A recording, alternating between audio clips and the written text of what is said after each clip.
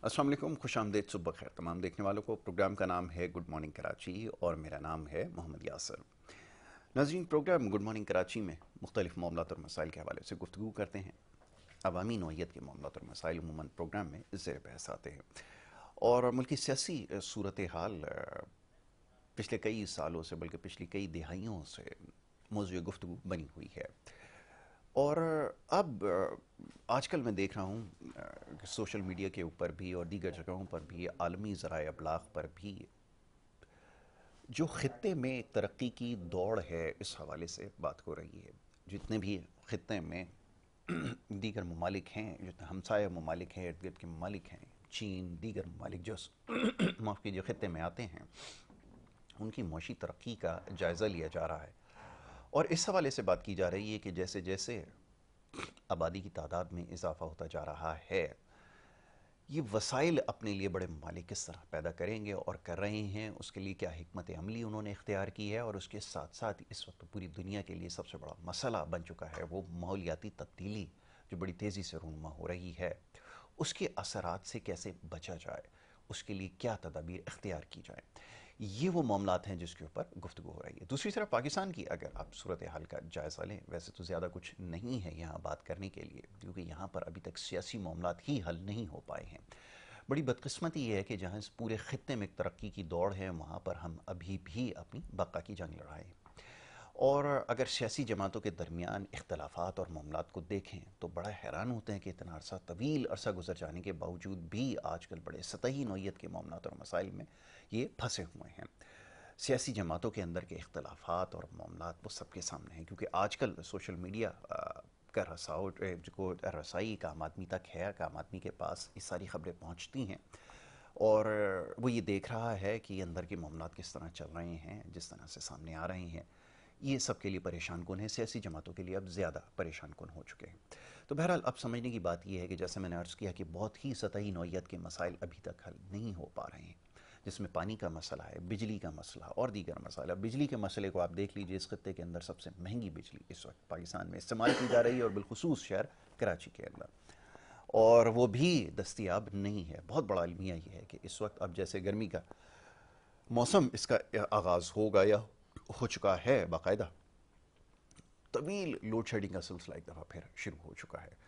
और इसके साथ साथ अब सोलर पैनल के हवाले से ख़बर अभी मंजर आम पर आई है। जिस किस्म की तजावीज़ दी जा रही हैं बजट के लिए, वो इंतहाई खौफनाक हैं काम आदमी के लिए, और बड़ी मुश्किल से अब उसका गुज़र बसर हो पा रहा है। और बहुत सारे तो अब लोग जीने की भी आस छोड़ चुके हैं। ताहम उसके बावजूद अभी तक ये जो हमारे सियासी इख्तलाफात हैं ये ख़त्म नहीं हो पा रहे, और हिकमत अमली क्या होगी ये किसी के पास इसका कोई जवाब नहीं है। हुकूमतें कोई भी हों, किसी भी दौर में रही हों, मौशी प्लान क्या होगा, किस तरह से उसके ऊपर अमल दरामद होगा या नहीं होगा, क्या कुछ है, कहने के लिए इनके पास कुछ भी नहीं है।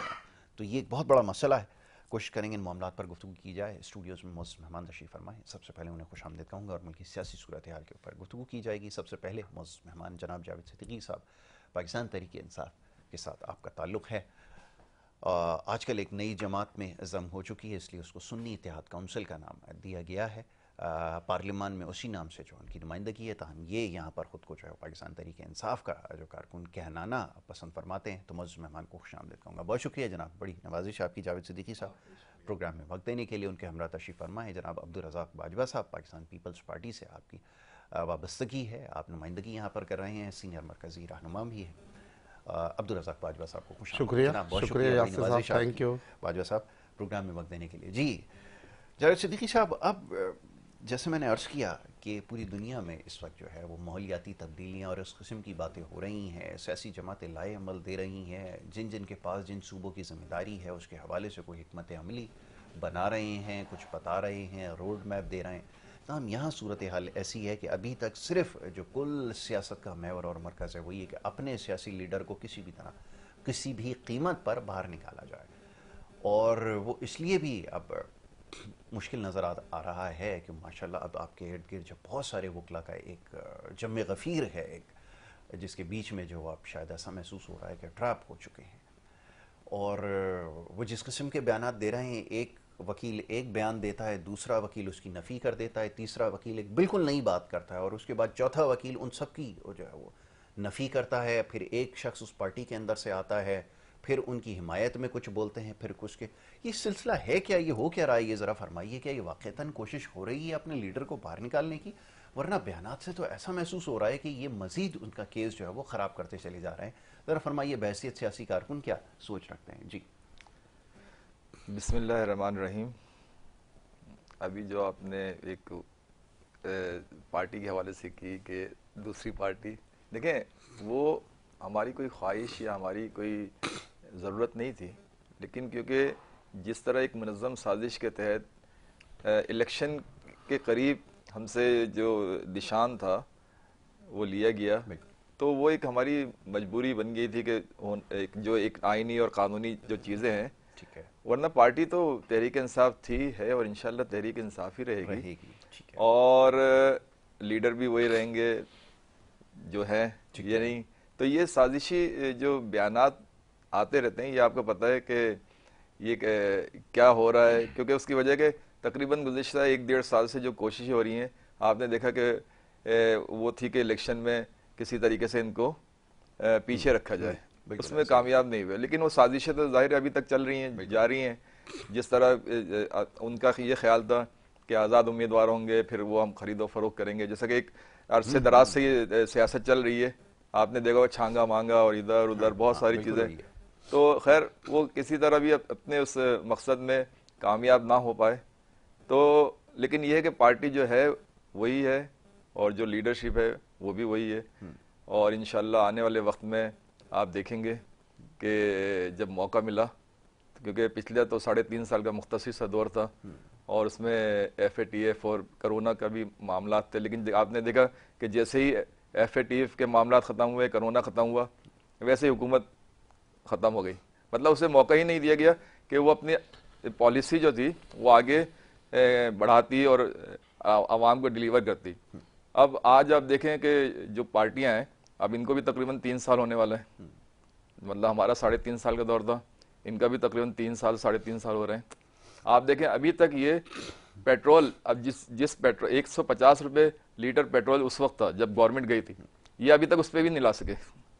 180 پہ ڈالر تھا، یہ ابھی تک اس پہ بھی نہیں لا سکے، اور بہت ساری جو اشیاء خرد و نوش جو اس وقت جو ریٹ تھے، یہ اس عرصے میں وہاں تک، لیکن دعوے انہوں نے بہت بڑے بڑے کیے تھے، جیسا کہ یہ گزشتہ 40-50 سال سے ہر الیکشن میں کرتے چلے آ رہے ہیں۔ تو اگر یہ صرف اس درجے پہ مہنگائی لے کے آ جاتے ہیں جو پی ٹی آئی کی گورنمنٹ جب گئی تھی، تو یہ پھر برابری پہ آئیں گے، ابھی نہیں ہے، برابری پہ آئیں گے، لیکن ان کا دعویٰ تھا کم کرنے کا۔ اب بجلی کا آپ دیکھ لیں کہ بجلی جب گئے تھے پی ٹی آئی کی جب گورنمنٹ گئی تھی تو اس وقت 30 روپے یونٹ تھا، تقریباً 25 سے 30 روپے تھا، اور آج وہی یونٹ 60 روپے۔ تو بزنس آپ کیسے کریں گے؟ اچھا پھر آپ نے یہ دیکھا کہ پی ٹی آئی کی پہلی گورنمنٹ تھی جس نے بزنس مین کو بینیفٹ دیے تھے اپنے دور میں، جو کہ کرونا بھی تھا اور دنیا کی معیشت جو تھی وہ کرائسس میں تھی، امپورٹ ایکسپورٹ ختم ہو گئی تھی، ان حالات میں بھی جو بزنس مین تھا اس نے بھرپور کردار ادا کیا، اس کا ریٹرن بھی دیا، کیونکہ ہماری جتنی بھی گورنمنٹیں آئی ہیں اگر آپ اس کا تجزیہ کریں تو انہوں نے بزنس مین کو وہ سہولتیں نہیں دی کہ بزنس پرموٹ ہو، لوگوں کو روزگار ملے، کیونکہ آپ کو جو ٹیکس ریونیو جو کلیکشن ہے وہ کوئی جاگیرداروں سے یا وڈیروں سے نہیں ہوتی یا سرداروں سے نہیں ہوتی، وہ سب بزنس مینوں سے ہوتی ہے۔ لیکن جو فیسلٹیز ہوتی ہیں، آپ دیکھیں ہر سال بارش ہوتی ہے، ٹی وی پہ سلائڈ چلتی ہے کہ جناب یہ ہو گیا، مسئلہ ہو گیا، تباہ ہو گئے، اور پھر ان کو بینیفٹ دیے جاتے ہیں۔ لیکن بزنس مین آج بزنس مین کرائسس میں اس کو بھی آپ وہی سہولیات دیں جو آپ جاگیردار وڈیروں کو دیتے ہیں، تو آج دیکھیں وہ روزگار بھی آپ کا چلے گا۔ اچھا یہ بات تو آپ کی ہو گئی، ٹھیک ہے۔ میرا سوال جو اس حوالے سے تھا وہ آپ کے پارٹی کی اس وقت لیڈرشپ کے حوالے سے تھا، کمان کس کے ہاتھ میں دی گئی ہے، وکلا کے درمیان جس طرح کے معاملات۔ اچھا اس کا میں ابھی آپ کو اس کا یہ تو میں نے ایک تجزیہ کیا، ابھی میں آپ اس کا بتاتا ہوں، اس کا جواب ابھی دیکھیں یہ میں تقریباً پہلے بھی آپ کو پروگرام بنا بتایا تھا کہ دیکھیں یہ جو کنفیوژن ہے اس وقت، آپ کہہ رہے ہیں جی باہر لیڈر کو باہر نکالنے کے لیے جو چل رہا ہے، جلد سے جلوس ہو رہے ہیں، دیکھیں اس وقت تقریباً جو بڑے جو ٹاپ کلاس کے ہیں وہ تقریباً ساری پابند و سلاسل ہیں، لازمی سی بات ہے۔ اب میں ان سے نہیں ملتا، یا میرے جیسے جو لوگ ہیں بہت سارے، ان کی ان تک رسائی نہیں ہے. ٹھیک ہے. تو جو لوگ جاتے ہیں جب باہر آتے ہیں وہ اپنے حساب سے بیان دیتے ہیں, پھر وہ میڈیا پہ آتا ہے مختلف انداز میں, ہر اپنے اپنے حساب سے.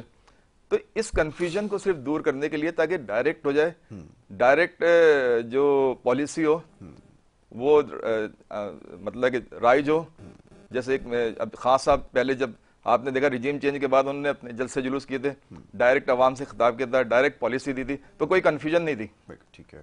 تو اس کنفیوژن کو ختم کرنے کے لیے کوشش جاری ہے تاکہ جو پراپر پالیسی ہو لیڈرشپ کی طرف سے اس پہ ہو. یہ نہ ہو کہ میں آ کے کچھ کہوں, آپ آ کے کچھ کہیں, دوسرا آئے, کیونکہ ڈائریکٹ رسائی نہیں ہے. بالکل ٹھیک ہے. تو صرف ہماری کوششیں یہی ہیں. اور پھر جو ہمارا جو اپوزیشن کا کردار ظاہر سی بات ہے, ابھی ایک حکومت بن گئی, اپوزیشن کا کردار کریں گے. میں یہاں پہ تصحیح کرنا چاہوں گا, تصحیح کیا کروں گا بلکہ نشاندہی کر دیتا ہوں. باقی کا معاملہ آپ کے سامنے ہے کہ ملاقات تو ہو رہی ہے, مختلف وکلا جا رہے ہیں, کبھی وہ افضل شیر مروت کیا نام ہے وہ جا رہے ہیں, کبھی کوئی جا رہے ہیں, کبھی کوئی جا رہے ہیں. لیکن جو بھی باہر آ رہا ہے وہ ایک نئی بات, ایک نئی کہانی بیان کر رہا ہے کہ چیئرمین صاحب نے یہ فرمایا ہے.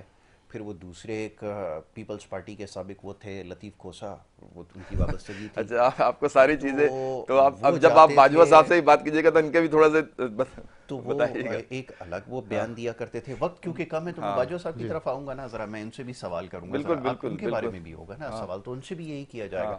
جی رزاق باجوہ صاحب, اب یہ فرمائیے, جیسے انہوں نے کہا کہ بہت سارے دعوے کیے گئے, ایک مارچ نکالا گیا مہنگائی کے لیے, سب کچھ ہوا, وہ ساری چیزیں لوگوں کے ذہنوں میں ابھی بھی محفوظ ہیں. اور پھر اس کا کیا ہوا؟ اب تو سب سے بڑا سوال یہ ہے کہ اس کو کیسے کنٹرول کیا جائے گا اور معاملات کو کیسے سنبھالا جائے گا. اب تو ذمہ داری ہے, دو صوبوں کی ذمہ داری ہے, وفاق میں بھی سماؤ ایک معاملات کے ساتھ حکومت تشکیل پائی ہے, تو یہ سارے معاملات کو کون ٹھیک کرے گا؟ اب سوال یہ پیدا ہوتا ہے, یہ تو چلیں اپنے اندرہ کے معاملات کو بھی اس سے نبرد آزما ہے, لیکن اب یہ جو ایک اہم ذمہ داری ہے اس کو کون دیکھے گا, اس کا جواب کون دے گا؟ فرمائیے گا. جی بسم اللہ الرحمن الرحیم. یاسر صاحب شکریہ آپ کا. آپ کا کہنا بالکل درست ہے کہ جو دعوے کیے تھے پی ڈی ایم نے اس وقت مہنگائی کی کو کنٹرول کرنے, کیونکہ ہم میدان سے باہر تھے اس وقت, ہم اس وقت اقتدار کا حصہ نہیں تھے. اقتدار تھا تحریک انصاف کے سربراہ عمران خان کے پاس. تو اس وقت اسٹیبلشمنٹ اور سیاسی جماعتیں, میں دونوں کا کھلا نام لے رہا ہوں, وہ اس وقت ان کی جدوجہد سے, میں سمجھتا جدوجہد سے اور ایماندارانہ جدوجہد سے, اگر یہ نہ کرتے تو اس وقت تو بات سیاست کی نہیں تھی, اس وقت تو بات ریاست کی تھی. ہماری ریاست ڈیفالٹ ہونے جا رہی تھی, فیلئر کی طرف جا رہی تھی, ہم ناکام ہونے کی طرف. حالات تھے, اب تو حالات بالکل آپ کی بات درست. دیکھیں خان صاحب نے کیا کیا, دیکھیں اگر وہ ڈیفالٹ تھا تو لوگ کہہ رہے ہیں اس وقت ڈیفالٹ کرا دو. میں اس کا جواب دیتا ہوں. یاسر صاحب دیکھیں, انہوں نے جو جس طرح ہمارے کو قسطیں لی ہیں, انہوں نے سعودی عرب سے $3 ارب خان صاحب نے لیے, یا آئی ایم ایف سے انہوں نے جو جس طرح قسطیں واپس کرنی تھی وہ نہیں دی ٹائم سے, ان سے اپنے معاہدے خراب کیے, ختم کر دیے بلکہ. تو سنجیدہ ہو گئے تھے ورلڈ بینک اور آئی ایم ایف اور دیگر مالیاتی ادارے دنیا بھر کے. دیکھیں ہم کوئی ترقی یافتہ قوم تو تھے نہیں, ترقی پذیر بھی نہیں تھے یار, ہم تو بنائے لوگ ہیں بس جھوٹے جاٹے سے کام چلانے. تو چلے ایک سفید پوشی چل رہی تھی. میں بار بار کئی چینلوں پر کہہ چکا ہوں کہ آپ مجھے 15 کا پاکستان واپس دے دیں, مجھے 16 کا پاکستان واپس دے دیں, مجھے 17 کا پاکستان مجھے واپس دے دیں. ایسا مطلب ٹھیک تھی, ہر چیز مناسب تھی. تو جب دیکھا کہ فوج نے آخر تک, فوج کا میں نام لے رہا ہوں, پاک آرمی نے, اسٹیبلشمنٹ نے, اس وقت کے آرمی چیف نے بہت کوشش کی, سنجیدہ کوشش کی کہ خان صاحب بزدار کو ہٹا دیں, خان صاحب جو ایک نئی نویلی دلہن لائے تھے اسے تھوڑا سا اپنے کاروبار سے لگا دیں, گھریلو معاملات میں اسے حکومتی معاملات سے دور کریں, زلفی بخاری کو تھوڑا سا سنبھال لیں. یہ کون لوگ تھے یار, یہ کہاں سے آئے تھے؟ یہ تو پی ٹی آئی نہیں تھے. کیا یہ پی ٹی آئی تھے؟ یہ جو اس وقت خان صاحب نے اقتدار جن لوگوں کے حوالے کیے, مجھے ہمدردیاں ہیں تحریک انصاف کے ورکر کارکنان کے ساتھ, ان کا کوئی قصور نہیں ہے, باخدا کوئی قصور. وہ تو سنجیدہ ہو کر خان صاحب کی باتوں میں آئے ہوئے تھے, جو انہوں نے بہکی باتیں کی تھی کہ ہم ریاست مدینہ بنائیں گے, ہم ایک ہی نفاذ لائیں گے، ہم امیر اور غریبی میں فرق 90 دن ختم میں کر کرپشن دیں گے، ختم ہو ہم جائے گا، یہ ساری کرپشن باتیں ختم ٹھیک کر ہے۔ دیں گے، ہم گورنر ہاؤس کی دیواریں گرا دیں گے، نہ جانے کیا کیا انہوں نے فرمایا تھا۔ تو جب وہ فیلئر کی طرف گئے، انہوں نے اپنے پسندیدہ لوگ لگا دیے۔ دیکھیں فرا گوگی کون تھی مجھے بتائیں، کیا اس کا کردار تھا تحریک انصاف میں؟ مجھے بتائیں بشرا بی بی کا کیا رول تھا وہ تحریک انصاف میں؟ مجھے بتاؤ زلفی بخاری کا کیا رول تھا؟ میں اگر نام لینا شروع کر دوں، وہ جو اب امریکہ شہزاد بھاگ گئے تھے اکبر، ایک شخص، میں ان کا نام بھول گیل رہا کون ہوں، تھا وہ پتہ نہیں کیا نام، بدتمیز مشہور سا ایک بڑا، جی جی رہے ہیں، وہ مشیر بھی رہے ہیں پرائم منسٹر صاحب کے، وہ ان کا میں نام بھول رہا ہوں، اگر آپ میری مدد کر دیں۔ وہ فیصل آباد سے ان کا تعلق تھا، جو وہاں امریکہ جا کر کے مکر گئے تھے، یہاں کہہ رہے تھے مجھے بہت مارا ہے، بہت مجھے جی جی، مار وہ پڑ رہا ہے۔ شہباز گل میں شہباز گل۔ اب دیکھیں یہ تو پی ٹی آئی کا چہرہ نہیں تھا، لوگوں نے ان لوگوں کے چہرے دیکھ کر کے لوگوں نے ووٹ نہیں دیا تھا خان صاحب کو۔ خان صاحب کو تو ہم نے شوکت خان دیکھ کر ووٹ دیا تھا کہ خان صاحب تو پاکستان کو خوشحالی میں بہت، لیکن انہوں نے تو ملک ڈیفالٹ کر دیا۔ جب ڈیفالٹ کر دیا، جو ادارے انہیں انگلی پکڑ کے لائے تھے یا ان سے امیدیں کر کے لائے تھے، یا جو ان سے پاکستان کی ترقی کے لیے، خوشحالی کے لیے امیدیں لگائے بیٹھے تھے، انہوں نے کہا یہ تو ہمارے ہاتھ سے سب کچھ جا رہا ہے۔ تو اس وقت انہوں نے اسٹیبلشمنٹ نے، میں صاف کہہ رہا ہوں، اسٹیبلشمنٹ نے سیاسی جماعتوں کو کہا بھی کھڑے ہو جاؤ، اب ہم نیوٹرل ہو رہے ہیں، یہ نہیں کہا کہ ہم آپ کے ساتھ۔ تو اس وقت سیاسی جماعتوں نے ایک آئینی طریقے سے خان صاحب کو حکومت سے باہر کیا۔ نہیں تو ابھی بھی وہ بیانیہ تو وہی یہ کہہ رہے ہیں سازش کی گئی ہے۔ نہیں دیکھیں وہ تو پتہ نہیں کیا کیا کہتے رہتے ہیں جی، ان کا کہنا تو اب ایسا ہو گیا کہ کوئی توجہ دیکھیں آپ جھوٹ بولتے آپ تھوڑی سی توجہ لے لیتے ہیں لوگوں کی، یہ ایک نفسیاتی سا ایک معاملہ ہے، اور آپ دوبارہ جھوٹ بولتے ہیں، اب تبارہ جھوٹ بولتے ہیں۔ اب الطاف حسین جھوٹ بولتا رہے نا، کتنا کراچی والے دکانیں بند کرتے ہیں اور کتنی ہڑتالیں کرتے ہیں اور کتنی قتل و غارت کرتے ہیں، کرے نا، ایک چوزا اور مرغی کا بچہ تو مروا کے دکھائے اب کوئی۔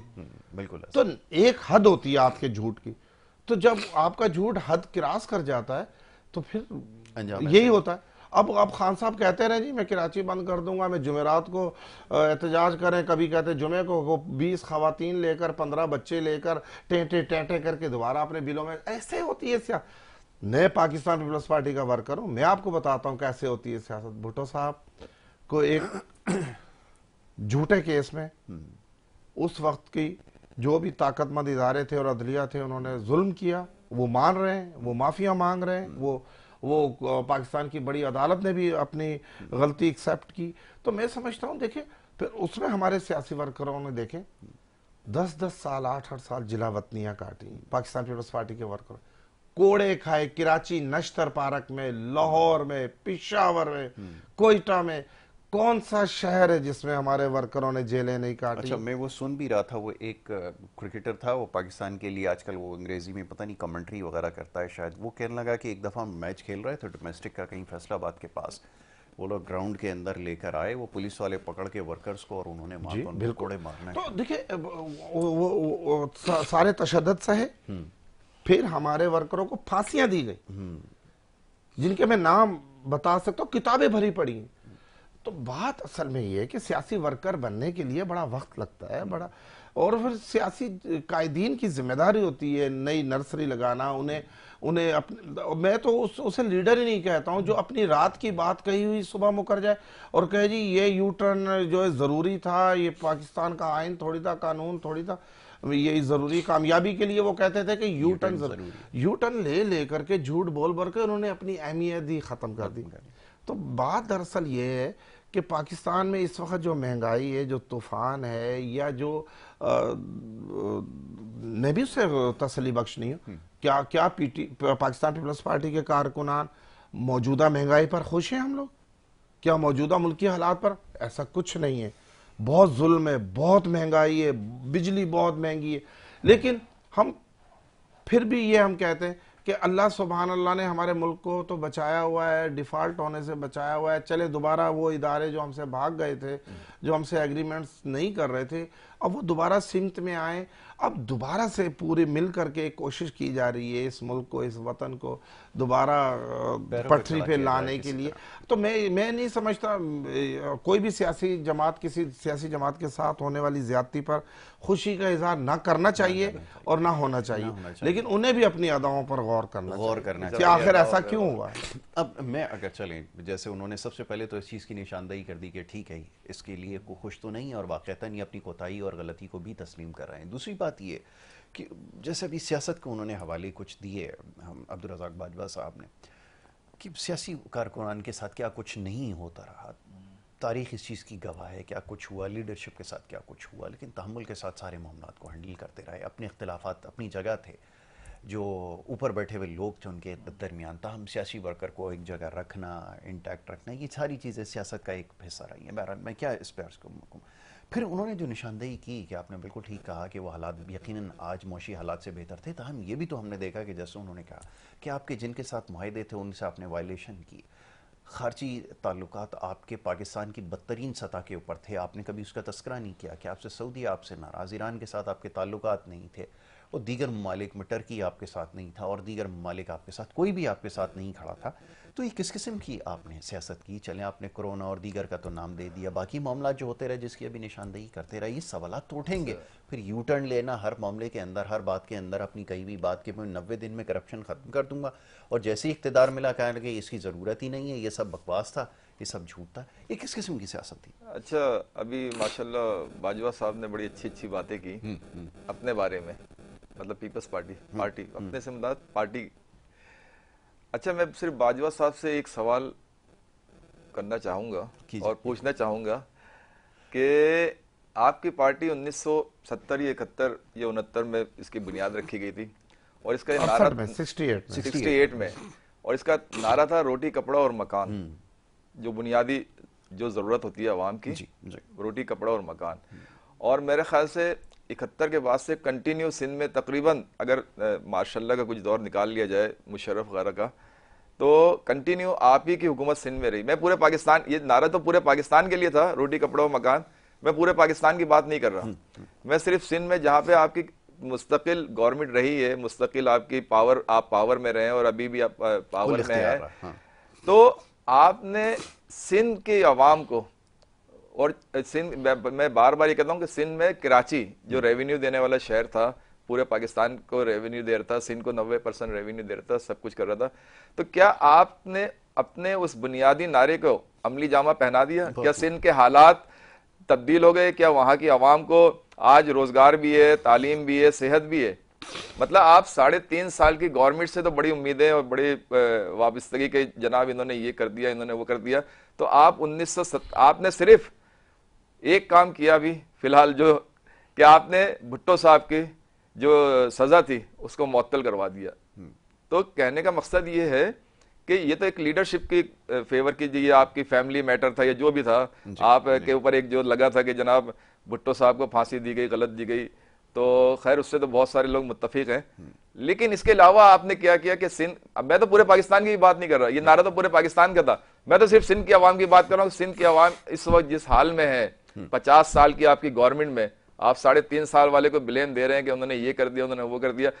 اور پھر یہ جس وقت رجیم چینج ہوا تھا, یہ سارے اپنے آپ کو تجربے کار کہتے تھے اور پی ٹی آئی کو نا تجربے کار کہتے تھے. اس نا تجربے کار نے مہنگائی کو بریک لگایا ہوتا, اور آپ جیسے تجربے کار لوگ آنے کے بعد دیکھیں, آپ چاہے جتنی, ایک چیز کی اصلاح کرنا چاہوں گا, ایک منٹ مجھے نہیں, معاف آپ چاہے کیجیے گا, جتنی, بریک نہیں لگایا تھا, وہ سلسلہ چلے جا رہا تھا, بالکل چلتا جا رہا تھا, چلتا جا رہا تھا, رکا نہیں تھا. اچھا چلیں, صحیح ہے آپ کی بات بھی, میں اگر 75 سے چلے تھے نا, نہیں 75 سے چلے تھے, 130 تک پہنچا دیا. 75 سے کی بات نہیں کر رہا, یہ صرف کرونا, FATF اور یہ جو معاملات تھے نا انٹرنیشنلی, میں اس کی بات, دیکھیں 75 سال تک تو نارمل ملک چل رہا تھا. ایک بات نہیں سمجھ نہیں آئی, یہ FATF کا کریڈٹ آپ کیسے لے سکتے ہیں؟ اس کے جو کمپلائنس جو تھی وہ جو پوری کی تھی گورنمنٹ آف پاکستان نے پوری کی تھی, اور گورنمنٹ آف پاکستان اس کو پکڑنے کی پابند تھی.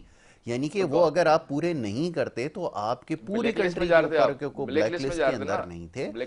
عرض یہ ہے کہ اس کے لیے آپ کو, چاہے آپ کی حکومت تھی, پیپلز پارٹی کی ہو, نواز شریف کی ہو, کسی کی بھی ہو, جو اسٹیٹ کے افیئرز ہوتے ہیں اس کو ایک لائن کو آپ کو فالو کرنا ہے, کیونکہ آپ کے اوپر پھر بہت ساری اوبلیگیشن لگنے والی تھی.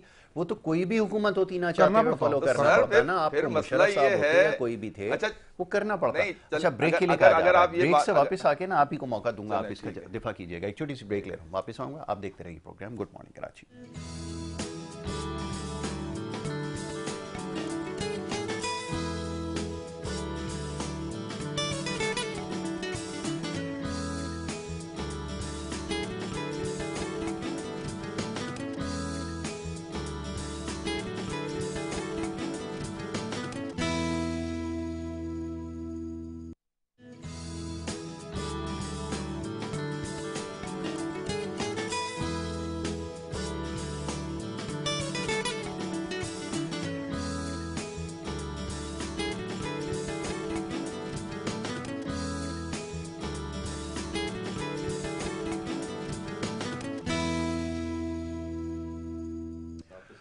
ویلکم بیک جی, ایک دفعہ پھر خوش آمدید کہیں گے. بریک پہ جانے سے پہلے گفتگو جاری تھی, معزز مہمان تشریف فرمائے اور ان سے سیاسی صورتحال کے حوالے سے بات ہو رہی تھی. جاوید صدیقی صاحب, آپ کو میں پھر موقع دوں گا, ذرا اس کا جواب دیجیے جو ابھی کچھ دیر پہلے باجوہ صاحب نے نشاندہی کی ہے. جی فرمائیے.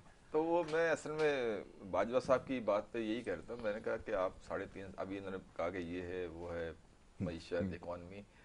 وہ پھر میں بار بار ایک بات دہراتا ہوں کہ پاکستان 2018 میں آزاد نہیں ہوا تھا. پاکستان اور پاکستان کی سیاسی جماعتیں ایک طویل ان کی تاریخ رہی ہے. 2018 میں تو چینج آیا تھا, سیاست میں ایک چینج آیا تھا 2018 میں. لیکن اگر دیکھا جائے تو یہ جو پی ڈی ایم کی جماعتیں تھیں یہ تو تقریباً 40-50 سال سے, مطلب جب سے 71 کا واقعہ ہوتا اس کے بعد سے تقریباً دو جماعتیں, صحیح ہے نا. حکومتوں میں, وفاق میں بھی حکومت بنانا, صوبے میں بھی حکومت بنایا, اور پھر ان کے نعرے جو تھے, ظاہر سی بات ہے جب بھی کوئی پارٹی کا وجود ہوتا ہے تو اس کا ایک منشور ہوتا ہے, تو اس منشور کے حساب سے سیاست تو اس کی نظر ہو گئی نا, غلام اسحاق خان کی نظر ہو گئی, اور اس طرح غلام اسحاق خان بھی, ضیاء الحق کی نظر ہو گئی. دیکھیں 1971 سے 10 سال ضیاء الحق کے نکالیں, 10 سال آپ پرویز مشرف کے نکالیں, 20 سال اور نگران نکالیں تو آدھا آدھا رہ گیا. ہاں آدھا ووٹ چلے, پھر وہ 2 سال کے لیے حکومت بنی. غلام اسحاق خان 2 حکومتیں وہ لے گئے. 40 سال 45 سال میں 20 سال نکال دیں پھر بھی 20 سال بچتے ہیں نا, 3 سال نہیں بچتے, 20 سال بچتے ہیں. تو 20 سال میں کیا وجہ تھی کہ آپ اپنے جو بنیادی منشور تھا, روٹی کپڑا اور مکان. اچھا پھر میں یہ بھی نہیں کہہ رہا کہ آپ پورے پاکستان میں یہ کرتے کہ سب کو روزگار, تعلیم, صحت دیتے. میں تو صرف سندھ کی بات کر رہا ہوں, کیونکہ پیپلز پارٹی کی بنیاد جو ہے وہ سندھ ہے, اور اس کی تقریباً اچھا پھر یہ جو ضیاء صاحب یہ مشرف کی بات کر رہے ہیں, تو سندھ میں تو اس وقت بھی آپ ہی کے اثر و رسوخ رہا ہے, پیپلز پارٹی کا ہی رہا ہے, پیپلز پارٹی کی گورنمنٹ بنتی تھی, انہی کے منسٹر ہوتے تھے. تو جب آپ ایک صوبے, اور وہ بھی صوبہ مستحکم صوبہ, کوئی ایسا نہیں کہ, کیونکہ ظاہر کراچی اس کا کیپٹل تھا اور کراچی ایک ریونیو دینے والا شہر تھا جو سندھ گورنمنٹ کو بھی دیتا تھا, وفاق کو بھی دیتا تھا. تو پھر کیا وجہ تھی کہ آپ جو بنیادی چیزیں تھیں, جو ایک انسان کی بنیادی ضرورت ہوتی ہے, وہ بھی آپ پوری نہیں کر سکے. اور آج بھی آپ اس صوبے میں برسر اقتدار ہیں. تو اس کی وجہ صرف اور صرف, ابھی آپ نے پچھلے دنوں دیکھا کچے کے ڈاکو پکے کے ڈاکو کا ذکر ہوتا ہے. اب پہلے نہیں ہوتا تھا, اب کیونکہ ہوتا ہے کہ کچے کے ڈاکو, کچے کے تو خیر ڈاکو ہیں, وہ تو اپنے آپ کو بولتے نہیں کہ ہم ڈاکو نہیں ہیں, لیکن پکے کے ڈاکو اپنے آپ کو سیاستدان بولتے ہیں.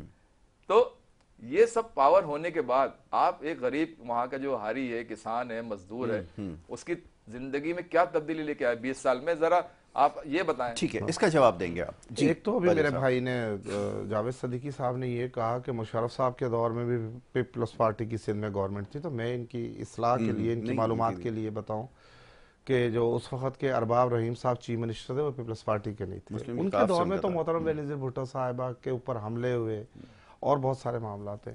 تو ایسی کوئی ہماری گورنمنٹ نہیں تھی. علی محمد مہر پاکستان پیپلز پارٹی میں نہیں تھے اس وقت, وہ مشرف کے گڈ بک میں لوگ تھے, اور جن کو مشرف صاحب چاہتے تھے وہ بنتے تھے. تو ہماری گورنمنٹ نہیں تھی ان 10 سالوں میں.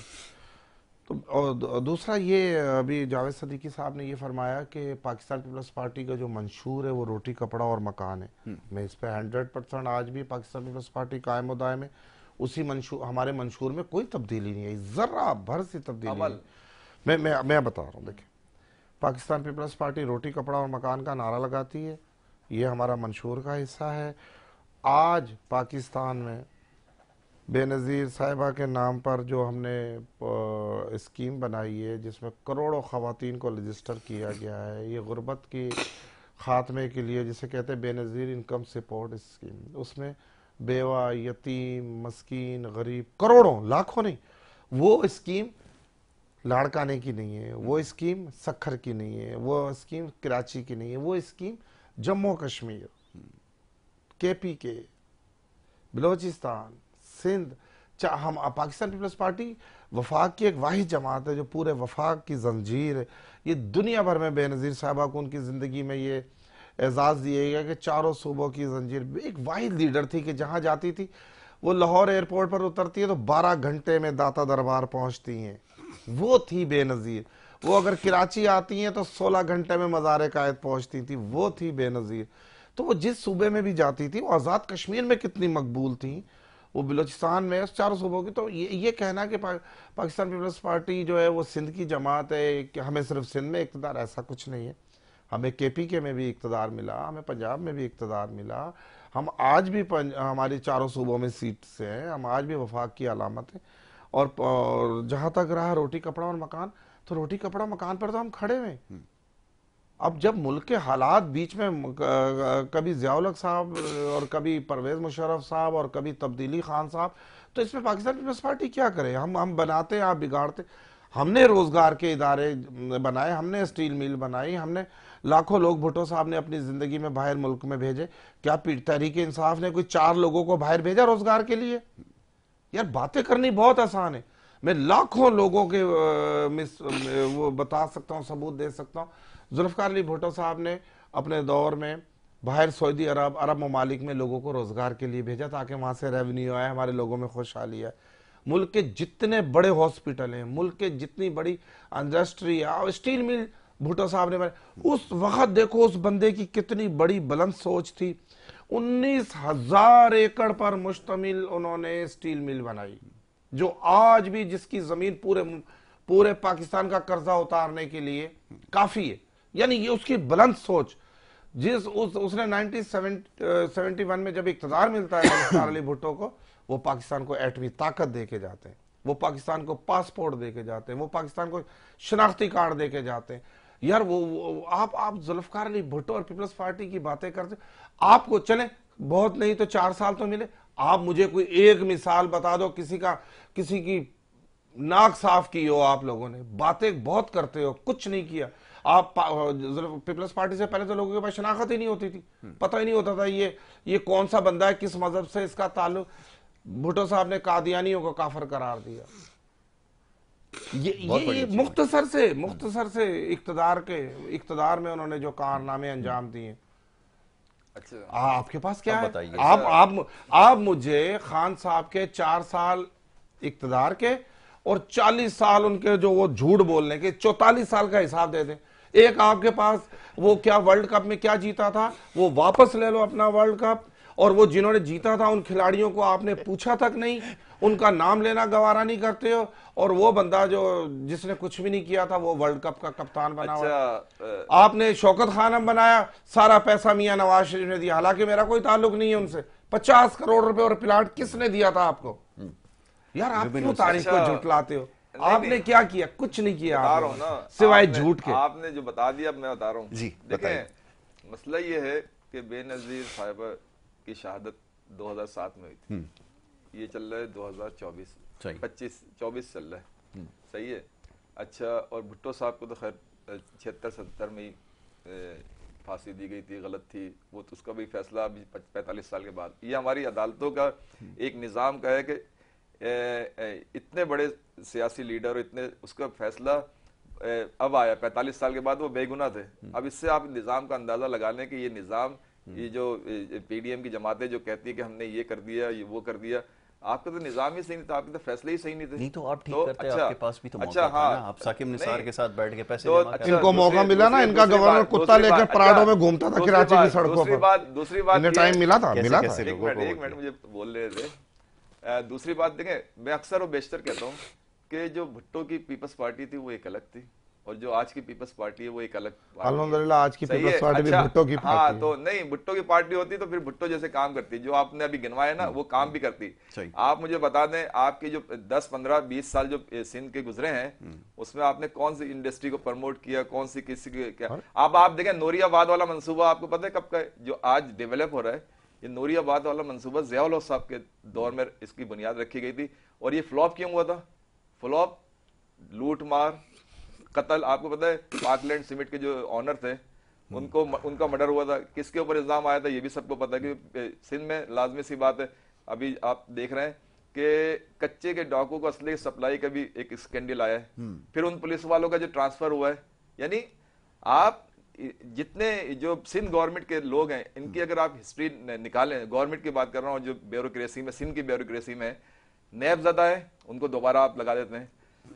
پولیس والوں پہ الزام آتا ہے ان کو وہاں سے اٹھاتے ہیں کہ جی اب وہ اسلحے پہ کمیشن نہیں لیں گے, اب کراچی آئیں گے, کراچی میں اسٹریٹ کرمنل سے لیں گے. کیونکہ آپ دیکھیں کہ جتنے بھی جاوید صدیقی صاحب آپ اپنی کارکردگی بتائیں, کیا الزام آپ بتائیں 4 سال میں آپ لوگوں نے کیا کیا یار, کیا کچا کیا پکا پتہ نہیں کیا کہہ رہے ہو آپ لوگ, آپ کو دیکھ رہے ہیں یار. ارے سر کچھ بتائیں, آپ اپنی کارکردگی بتائیں. ہم نے کوئی کارکردگی نہیں دی. آپ اپنی 40 سالہ چیئرمین کی کارکردگی بتائیں, 4 سال کی کارکردگی بتائیں. وہ اب باشعور ہو گئے, شعور دیا, کروڑوں افراد نے 2024 8 فروری 2024 کو ووٹ دیا اور آپ کے ہاتھوں کے طوطے اڑا دیے.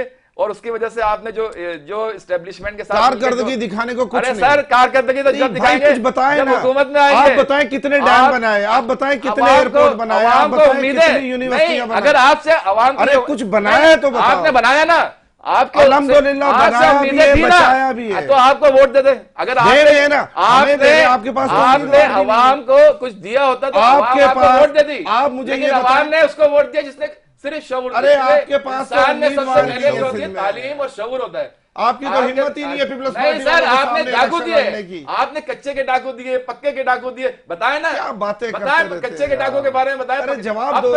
اب یہ کوئی ڈھکی چھپی بات نہیں ہے.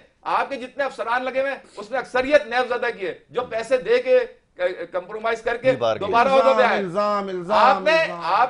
آپ نے پڑھے لکھے باشعور لوگ تو دیے ہی نہیں. آپ الزام نہ لگائیں, آپ نے بیچارے عام آدمی جو سندھ کا تھا اس کو نہ تعلیم دی, نہ صحت دی, نہ روزگار دیا.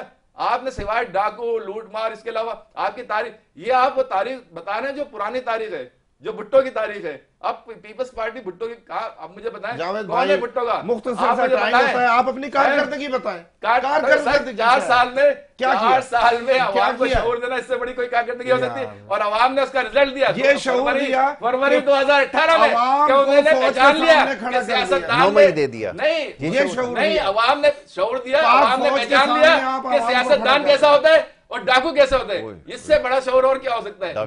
کچھ نہیں ہے. دیکھیں آپ قوم سے معافی مانگے, آپ معذرت کریں. نہیں, کون سے پاکستان کو جس نے ہمیں ووٹ دیے, اگر ایسی بات ہوتی کیسے ملے, کیسے مل گئے؟ اب یہ سوال اور اس کے بعد انہوں نے اربوں روپے کھلا کے اپنی سیٹیں پکی کروائیں گے. نہیں کرواتے, بولتے ہم اپوزیشن میں بیٹھیں گے. ہم بھی بیٹھے نا, اس کے بعد ہمارے گراف اوپر گیا.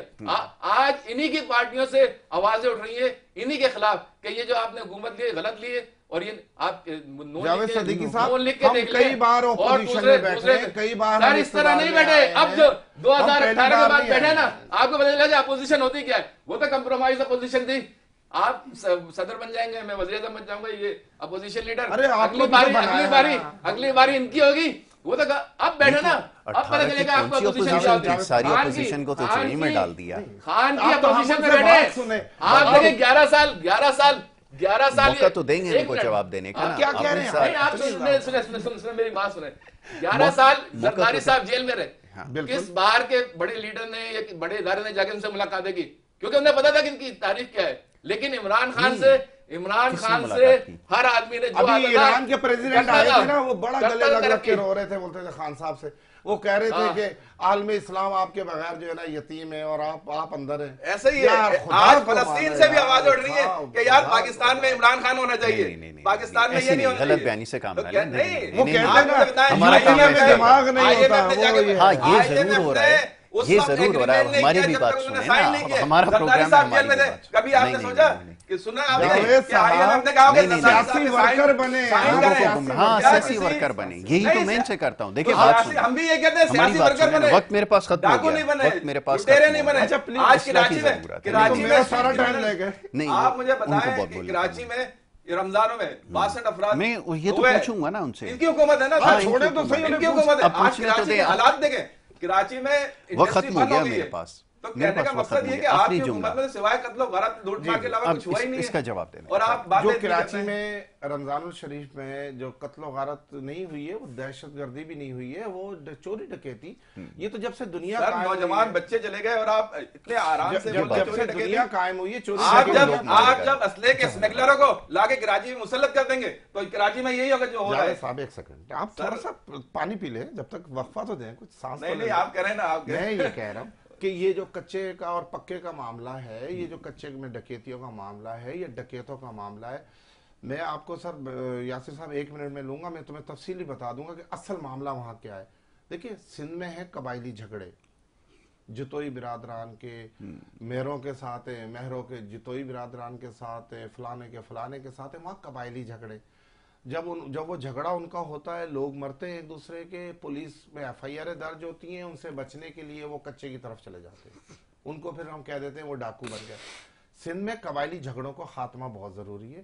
ابھی جو ہمارے ایک ایڈوائزر صاحب کی گاڑی سے ایک آئی ہے خبر کہ ان کی گاڑی سے کچھ اسلحہ وغیرہ پکڑا گیا, دیکھیں یہ سب قبائلی جھگڑوں کا معاملہ ہے. یہ نہ کوئی ڈکیت پالے ہوئے کسی نے, یہ خود مفرور ہوتے ہیں, یہ خود جو قبائلی لیکن اسٹیٹ کہاں ہے پھر سوال یہ پیدا ہوتا ہے. اسٹیٹ تو کر رہی ہے, دیکھیں اسٹیٹ مار رہی ہے, لیکن ابھی تک کامیاب نہیں ہوئی. دیکھیں سندھ میں اور بلوچستان میں سرداری اور قبائلی نظام تو ہے نا, آپ اسے ختم تو نہیں کر سکتے. اسٹیٹ ود ان اسٹیٹ ہوگی تو اس کو تو پھر حکومت کا کام ہے نا, اس کو اگر چیلنج کریں کہ ہم اس پر بہت سخت ایکشن لیں گے, اور ہو سکتا ہے ہم ڈرون کا استعمال بھی کریں کچے میں. دیکھیں یہاں تک باتیں ہو رہی ہیں, لیکن ایسا الزام لگانا کہ سندھ میں کوئی ڈاکو پل رہے ہیں, پالے جا رہے ہیں, نظر آ رہا ہے کراچی کی حالت دیکھ لیں. آپ سنجیدہ ہو کے کراچی کی حالت دیکھ لیں, نہیں ہے نا, ایک مہینے میں کتنے لوگ قتل و غارت کری ہو رہی ہیں, آپ لوگ حقیقت پسند اور آپ کی پولیس سب کچھ آپ کے اختیار میں, آپ کیسے دستبردار. تحریک انصاف. اچھا ایک بات میں ذرا ایک بات اور کہنا چاہوں گا, آپ ہی کہنا, ایک بات اور کہنا چاہوں گا کہ ابھی نگراں وزیر داخلہ جو تھے ہمارے بریگیڈیئر حارث صاحب, ان کا بیان بھی آپ نے سنا ہوگا. مطلب وہ کوئی معمولی شخصیت نہیں ہے, وہ سیکیورٹی کے ادارے میں انہوں نے پوری عمر گزار دی, اور اس کے بعد ریٹائرمنٹ کے بعد ابھی وہ نگراں گورنمنٹ میں آئے تھے, اور یہ ان کا بیان تھا کہ سندھ میں ڈاکوؤں کی پرورش حکومت سندھ کرتی ہے. تو آپ اس کو جھٹلا سکتے ہیں؟ یہ ان کا بیان تھا بریگیڈیئر حارث صاحب کا. باتیں انہوں نے کہی تو ہیں, کہنے کا مقصد یہ ہے کہ آپ کس چیزوں کو جھٹلائیں گے, یہ تو حقیقت سامنے نظر آ رہا ہے. کہ ہر جو کچھ مہینے ہو رہا آپ ہے, آپ سندھ میں قبائلی کراچی میں کون سا قبائلی کوئی ڈاکو نہیں ہے سندھ میں, آپ کی بات مان لیتے ہیں, سندھ میں کوئی ڈاکو نہیں ہے, صرف قبائلی جھگڑے ہیں جن کی وجہ سے وہ انہیں ڈاکوؤں کا رنگ دیا جاتا ہے. کراچی کا جواب دیں, کراچی میں کیا ہو رہا ہے. کراچی میں اس وقت جو کراچی 3.5 کروڑ آبادی کا شہر ہے. کیا مطلب اس میں 3 کروڑ کی آبادی ہے, وہاں پہ کیا آپ کو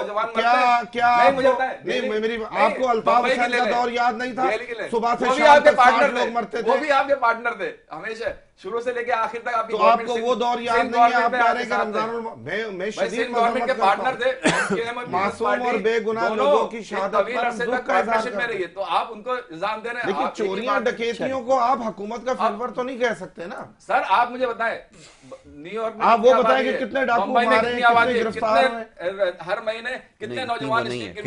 بالکل صحیح. یہ آبادی کا بہانہ بناتے ہیں, کبھی مسائل کا بہانہ بنا دیتے ہیں. 40-50 سال سے حکومتوں میں کچھ کر نہیں پا رہے, بہانے بازی. چلے اس کے اوپر انشاءاللہ ایک تو یہ بڑا پرابلم ہے, یہ جو قوم یوتھ ہے یہ کسی کی سنتی نہیں ہے, نہ کسی کو بات کرنے دیتی ہے, یہ اتنا رولا پا دیتے. چلے وقت ختم ہو گیا, اب آپ نے بول دیا, اگلی نشست ہوگی انشاءاللہ اس پہ بات ہوگی. جاوید صاحب بہت شکریہ آپ کا, جناب عبدالرزاق باجوہ صاحب بہت شکریہ دونوں معزز مہمانوں کا. وقت ہو رہا ہے بریک کا, اور بریک کے بعد دوسرا سیگمنٹ جو ہے وہ جاری رہے گا. آپ دیکھتے رہیے پروگرام گڈ مارننگ کراچی.